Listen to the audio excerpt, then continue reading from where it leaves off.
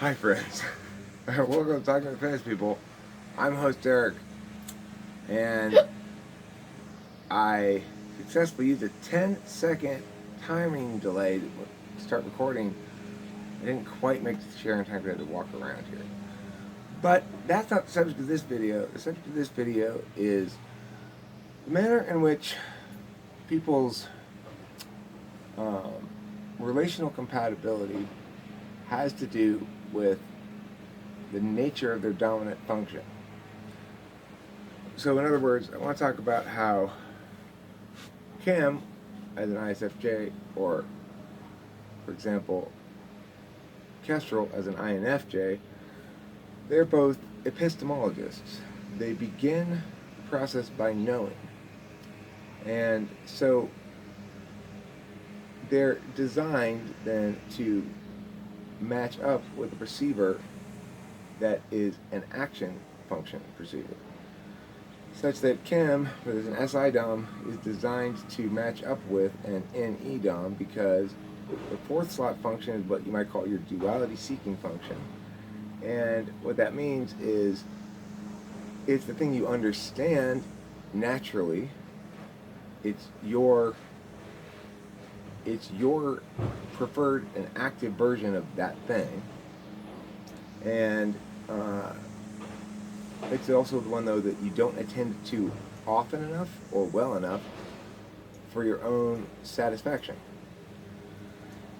Okay, so to back up a little bit, what I'm basically saying is there are knowledge functions, action functions, interface functions, and evaluatory functions. So your evaluatory functions, evaluatory/experiential functions, are TIFI. Your interface functions are TEFE. Your knowledge functions are SINI, and your action functions are NESE. And everybody has one of each of those four as their preferred version of that thing. And there are two versions of each thing. So there's two versions of action. You can either take action in the physical world, like pouring some water on the ground,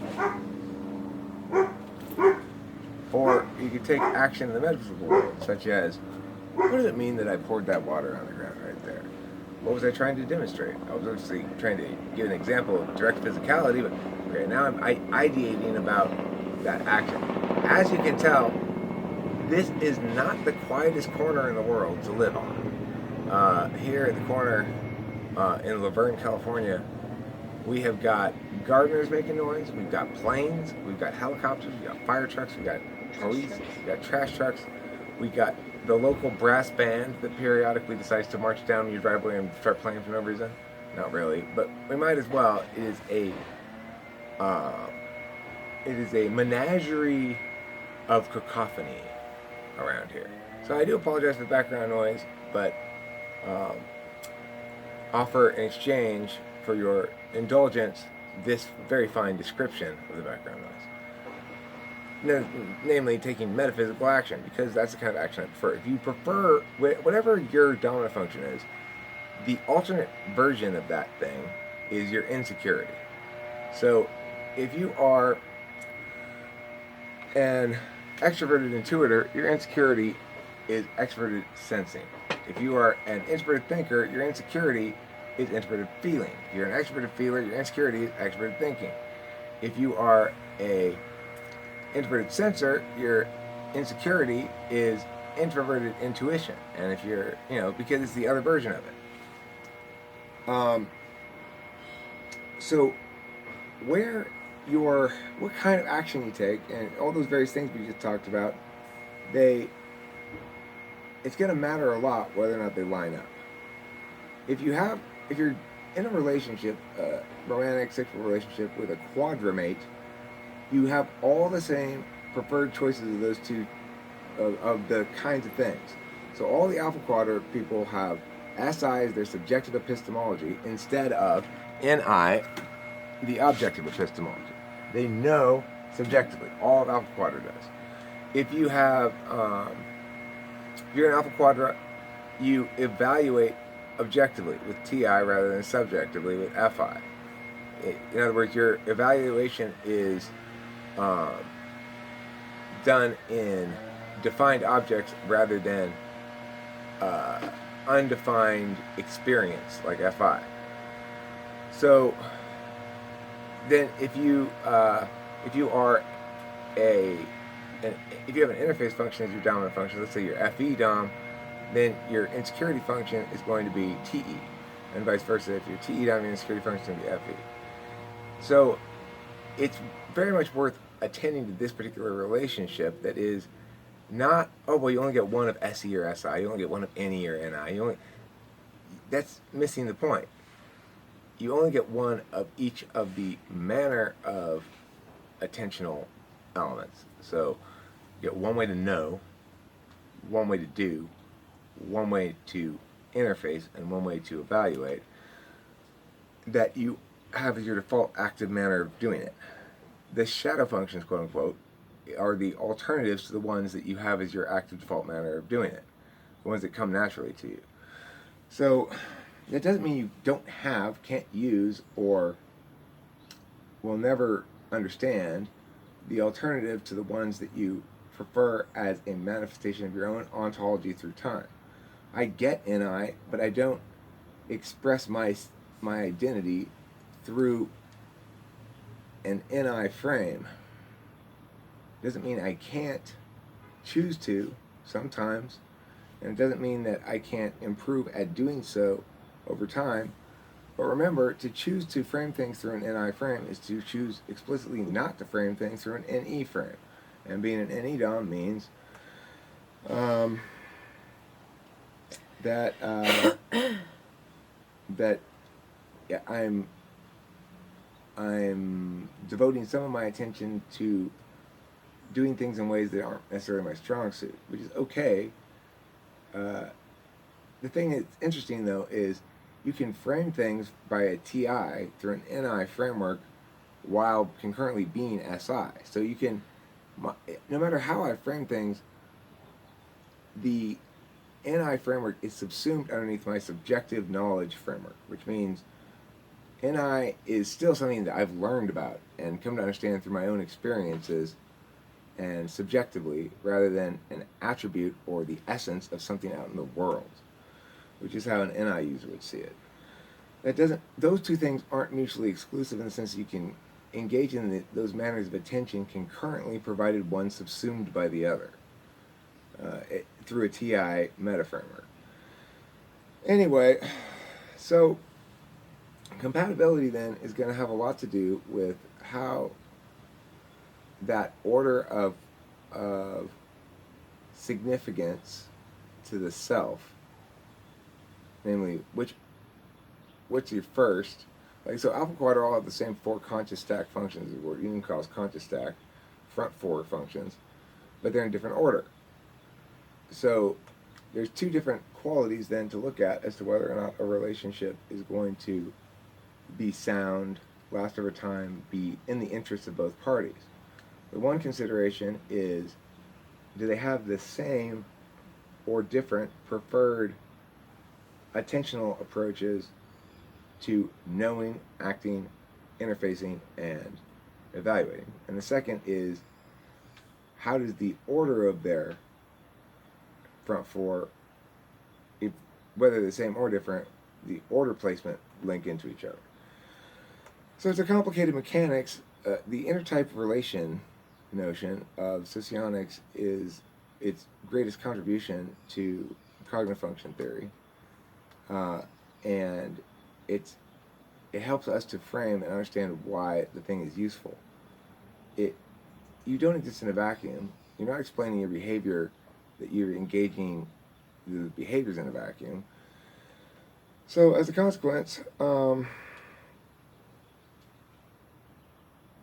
it helps us to remember that the cognitive function model explains the ways in which humans display to each other, and explains things about yourself that allow you to take more control of aspects of yourself that otherwise would simply be reflexive or default. So all of that, a lot of talking said, I have the following thing to say. If you have TI in the first two slots, you do not want to be with anybody who's got FI in the first two slots. You're doomed to conflict because the insecurity of one is either the nature or the tool of the other. So, well, let's say first slot. Let me just go first slot. If you're somebody who's TI or FI in the first slot, you do not want to be with somebody who's the opposite of that in the first slot. And you probably don't want to be with somebody who's the opposite of that as a tool function. And the reason is your nature will conflict with either their nature or their way of doing things. And so that relationship is sort of doomed to fail. There'll be a constant butting of heads between the two parties using conflicting metrics to evaluate the same thing. Event A is a good thing because of reason A. And then the other party says, no, event A is a bad thing because of reason B. And the person says, but reason A is more important than reason B. And the other person says, no, reason B is fair because reason A is just your personal feelings. And then the feeler says, feeler can't compete on thinking grounds, but won't budge because they're committed to being authentic to their feelings. And so there's an impasse that is irresolvable with both parties thinking the other person fundamentally is being evil.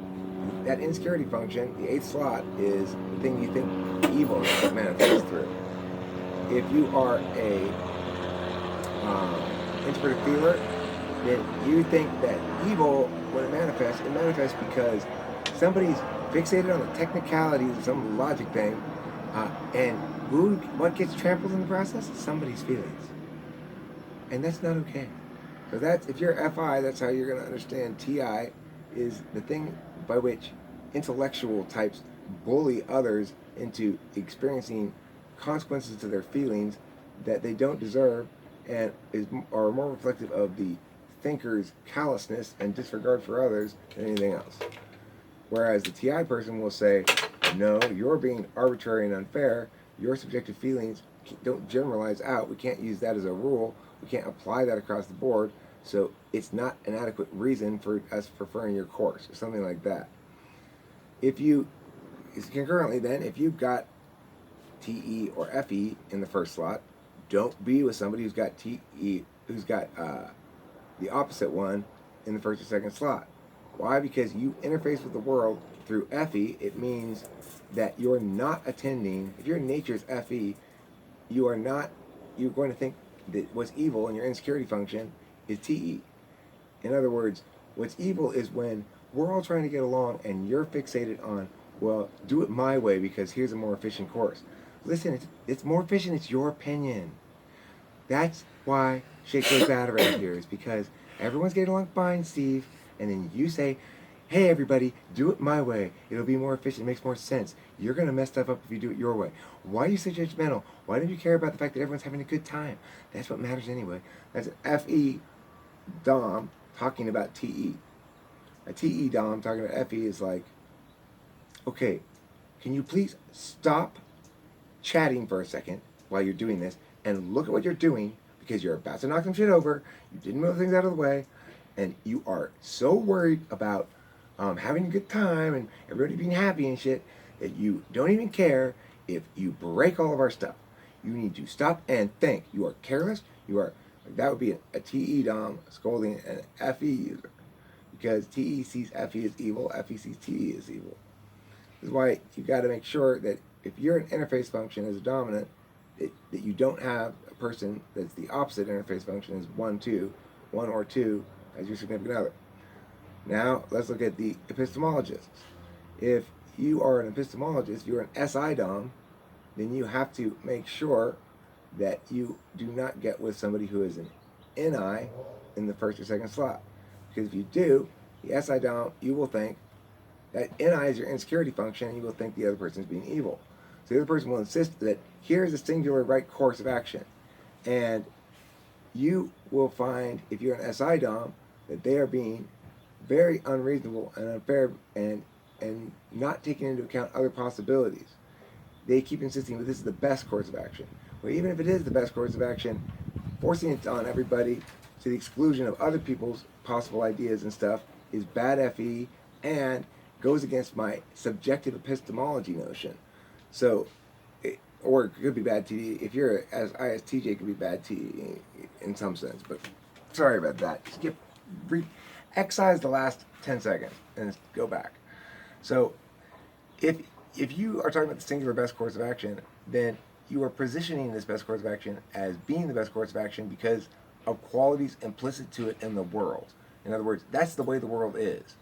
Whereas if you're an SI dom, you say, well, no, I know the way the world is to me because of my personal experience of things. I've been able to extrapolate from that, and because I've learned things, either directly being taught them, like from a book in school, or just by reading about things on the internet or whatever. That's how I know about the world, is because I've learned things that I know as heuristics or rules of thumb that work for me, yada, yada, yada. You keep talking as though there's a singular right course in the world, a best course of action that is objectively so. But it couldn't possibly be, because I know from subjective experience that those people's rules don't often apply to me, and that I have my own little rule about what feels good for me and stuff like that. So that's why an SI person NIs their insecurity function, because they fundamentally don't see the world as objectively having qualities implicit to it. They see it as it relates to themselves. Namely, if somebody does something, then they're that way because that's what your experience of them is, not because you can deduce that that's their nature through other cues or clues or things that suggest essence of the person implicit beyond your own perceptions. Okay, so if you're an NI-DOM, the opposite, of course. You don't like the fact that some people understand knowledge and truth and the realities of the world as subjectively understood rather than objectively understood. If you're an NE-DOM, you don't like SE. I've talked about that plenty. I don't like SE. I find it brutish, and I find it anti-deliberation. So in other words, it cuts off talk, cuts off deliberation, says let's do shit now. I don't like that. And I find that to be the example of evil. And I see it manifesting in Trump, who's like, well, I said we're going to do this, so let's just do it. But can we talk about it some more? Time for talk is over. Empty talk, cheap talk, don't like it. So that's what I don't like about SE. SE users concurrently, their insecurity function is going to be any. They don't want to talk about more possibilities because what they're good at is following through on decided courses of action, not coming up with possibilities.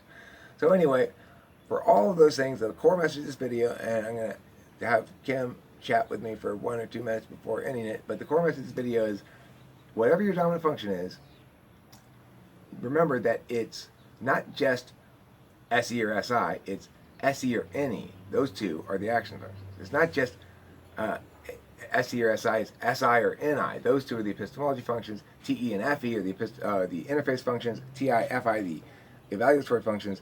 You get one of each of those. So note that if you, whatever you have as your dominant one, the opposite one of those, you should not have that your significant other should not have that in the 1-2. That's the message, okay?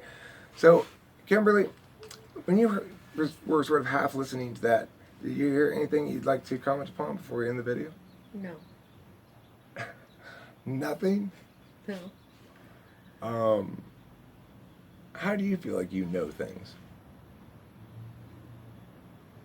I feel like I just know things. Like if I feel confident about something that I feel like I do know, I don't know. I just know. So, describe to me the process of becoming comfortable with a task you're being assigned. Let's say you're working, you just got a job at the Garbler store, and I'm telling you, you need to use the machine to the and you're like, I don't know what any of these words mean. I don't even know, what are you talking about? Mm-hmm. Describe to me the process of going from that state of having no idea what they're talking about to understanding the process for you. Well, if I don't know what the mama is, I'll Google it, and then I'll probably download instructions and know what I want to know before I get to my job, what it is that I'm going to experience beforehand. So you want to know what you're going to experience. Do you want to know what your success criterion is, or no, what? I want to know based on everybody else's opinions. I want to gather a bunch of information, and then take pieces of information and make it mine. Takes pieces of information to make it yours. Not determine from those sets of choices which is the singular best choice. Maybe. Okay. Maybe if there's a clear singular best choice. Yeah. Do you think it's more likely that you're going to take pieces from different opinions, or that one of them is going to be the singular best choice? Probably take pieces of. Okay. I like the fact that you brought up this take pieces thing. I'd never thought of it in this way until just now, but what you're basically telling me is this is a good way to distinguish between SI and NI as a way of knowing. You like to know things by taking chunks of things that you hear that resonate with you personally and constructing your own personal understanding of truth accordingly. Yeah. Rather than searching for the singular right answer Right. and then I don't think that there is one singular right answer. Okay. It's because it's your NI is your eighth function. So you do tend to continually say like, but it's more complicated than that. But it's not that simple. It's, you know, and an NI person tends to view things as, well, look, I understand all the elements holistically. These things are true implicitly in the world. So here is this is the single right explanation. You know, we can talk about it till we're blue in the face. All these words you're saying are irrelevant because this is the single right explanation. That would be an NI approach to knowledge. Rather than taking pieces from it, they'd decide on the one true course. Interesting. Any other comments before we go? Thanks so much for watching Talking with Famous People Friends. I've been host Eric, and this has been the Archpastor's wife, the niceness coordinator, my precious perfect angel, Kimberly Ann Moon Lee Strauss III, Esquire. That's her name. Goodbye. Don't forget to eat plenty of cheese.